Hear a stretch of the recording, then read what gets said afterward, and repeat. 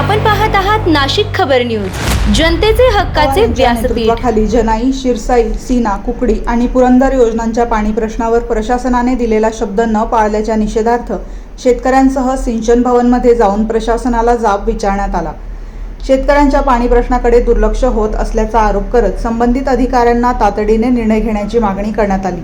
आमदार रोहित पवार यांनी यावेळी प्रश्नावर टीका करत शेतकऱ्यांना दिलेली आश्वासने वेळेत पूर्ण झाली नाहीत तर तीव्र आंदोलन छेडण्याचा इशारा दिला। जनाई, शिरसाई, सीना, कुकडी आणि पुरंदर योजनांमधील पाण्याचा प्रश्न सोडवण्यासाठी प्रशासनाने स्पष्ट भूमिका घ्यावी आणि इतरांना शेतकऱ्यांना न्याय द्यावा अशी मागणी यावेळी करण्यात आली। सिंचन भवनमध्ये झालेल्या चर्चेदरम्यान शेतकरी प्रतिनिधींनीही आपल्या अडचणी मांडत पाणी टंचाईमुळे शेतीचे मोठे नुकसान होत असल्याचे सांगितले। प्रशासनाकडून वारंवार आश्वासने दिली जात असली तरी प्रत्यक्षात अंमलबजावणी होत नसल्याने शेतकऱ्यांमध्ये तीव्र नाराजी असल्याचे वातावरण पाहायला मिळाले।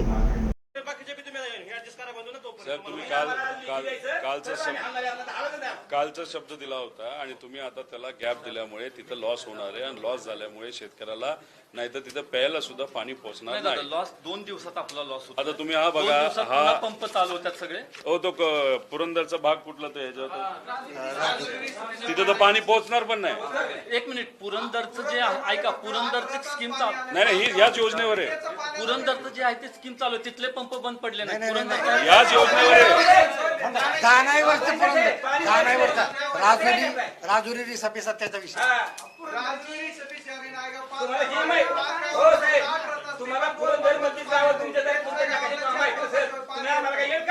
तुम्ही पुरंदरचं बोलला म्हणून पुरंदर। हो, या योजनेवर ही जी 5 गाव आहे त्या 5 गावाला सुद्धा पाणी पुरणार नाही। आम्ही हे बघा, 2 दिवसांनी पंप चालू झाल्यानंतर पहिलं खालच्या गावांचं आम्ही ट्राय करणार आहे। आम्हाला 200 दिल्याशिवाय ते गणितच बसणार नाही। तुम्ही एवढा डिले केला।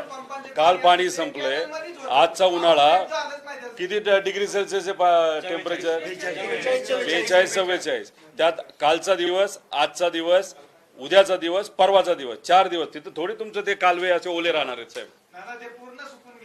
काय राहणार नाही, लॉस होणार आहे। बरेच दिवस झाले, काय खरंच साहेबांना जर पुरंदरचे गावच माहित नाही तर तुम्ही काय करताय? तुम्ही पुरंदरचं बोलला म्हणून मी पुरंदर उपसाचं सांगितलं। साहेब 2 पर्याय, आज पाणी सोडा, दुसरा पर्याय आम्हाला वाढून पाणी द्या। दादा, आज नाही सुटणार पाणी, 2 दिवस लागतील आणि पाणी अजून आपल्याला दौंड आणि इंदापूरचं आणि बारामतीचं बाकी तिन्हीच आपल्याला बॅलन्स करावं लागणार आहे। बारामतीचं बाकीचं काय राहिलं आता? शिरसुफळ, वरवण सगळं धरतोय ना जाणे शिरसाई। बरोबर आहे, तेच मी सांगतोय। सगळ्यांचं सगळं मिळून तुम्हाला म्हणतोय बॅलन्स म्हणजे हा बॅलन्सचा 14,000 हेक्टरचा भाग आला ना। आपल्याकडे नाही पाणी तेवढं। मग काल का नाही दिलं मग आम्हाला पाणी? सोमवारी दादा आपल्याकडं सोमवारी देतो म्हटलेलो, पण त्यावेळेला आपल्याकडं खालच्या पिण्याच्या नाही, पाण्याची तुम्हाला ते अधिकार नसतील, ज्याला अधिकार आहे त्याला तुम्ही फोन करा, मंत्र्याला करा नाही तर कोणालाही करा। नाही, अधिकाराचा विषय नाही ह्यामध्ये कुठला। आपलं जेवढं पाणी द्यायचं ठरलं तेवढं सगळ्यांना देणार आहे। मध्ये गॅप का जाणे शिरसायला तुम्ही केला तो सांगा। तिथं आपल्याला का दिला गॅप? कालव्याला हेड नाही मिळालं दादा। त्यांनी आंदोलन केलं म्हणून त्यांना मिळालं नाही। त्यांना जेवढं द्यायचं होतं तेवढं दिलेलं।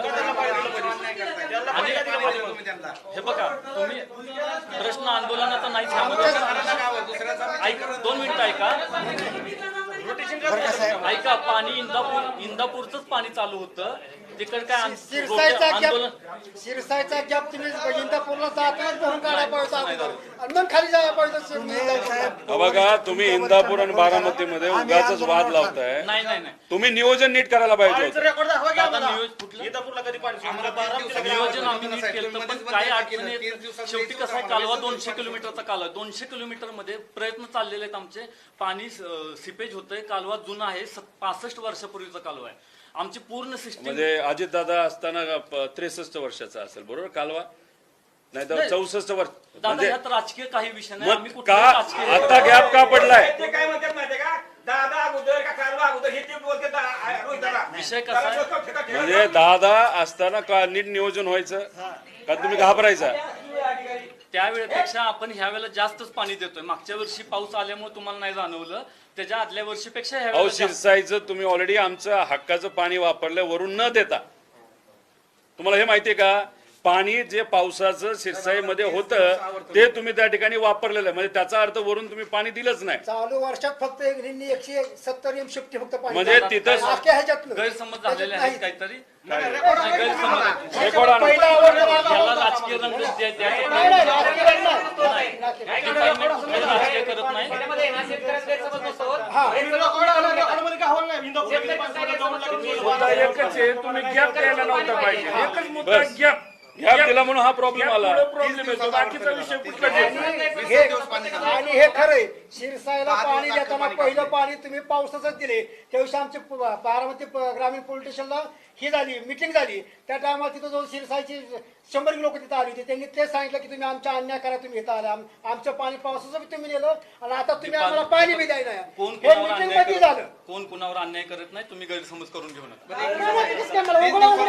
हे तर तुम्ही मान्य करताय. 30 दिवसाच्या वर्तन मध्ये 20 दिवस जाणा शिरसाई चालवली आणि 10 दिवस आता कापलं पाणी तुम्ही आमचं. हे पाणी का कापलं? इंदापूरवाल्यांना दिलं. आमची गाव कायम ताण्याली राहिली ती राहिलीच. नाही तसं नाही. आमचा दुष्काळी भाग आहे. एकच स्कीम आहे आमची जाण्याची, दुसरं काहीच नाही आम्हाला. अन्याय आणि करताय, दादा ह्या पानसरेवाडी आणि गैरसमजातून काळखेरेवाडी तुम्ही ह्या बाहेर गावात आहे. काय मान्य होतं? आम्हाला 4 दिवसाचं डिपार्टमेंट पाणी कुणावरही असेल, 2 राजकीय दिवस किंवा येतं ना वाटाला ना पोटाला. कुठल्या तालुक्यावर अन्याय करताय असं नाही डिपार्टमेंट. बरं थांबा, टेक्निकली तुम्ही मला फक्त सांगायचं, काही न बोलता. एकदा तुम्ही शिरसाई जाणे शिरसाईचं पाणी सुरू केलं तर त्याला गॅप द्यायचा असतो का नसतो? असं कुठलं आपलं ठरलेलं नव्हतं दादा. फक्त काय? आपण काय पहिलं 70% मग दिलं. तुम्ही म्हणता की चला 20% देऊ, असं नाही, लिखित मग परत 20% लिखित देऊ, 30 दिवस असं आहे का? होतं. लिखित 30 तुम्ही दिवस. एखादं प्रकल्प सुरू होतो, जसं आमचा कुकडी सुरू झाला की जोपर्यंत टेल टू हेड होत नाही तोपर्यंत नाही. आणि जर टेलला अन्याय झाला तर परत पाणी सोडत नाही दुर्दैवाने. का? कारण का सगळं सीपेज मध्ये वाया जातं. हे बरोबर आहे का नाही? तुम्हाला आहे का नाही न्यायात? आणि मग इथं काय अजून पीडीएन झालेलं नाही, पाईपलाईन मधून पाणी नाही.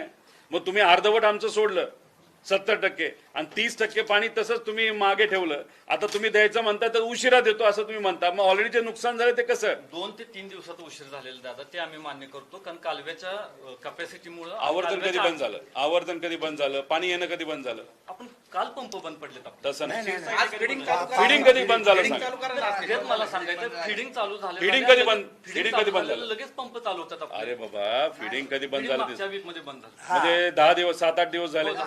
10 दिवस झाले. तेवढ्यात आम्हाला खालच्या इंदापूरच्या पिण्याच्या पाण्याच्या आणि तिथलं रोटेशन पूर्ण करून आम्हाला वर यायचं होतं.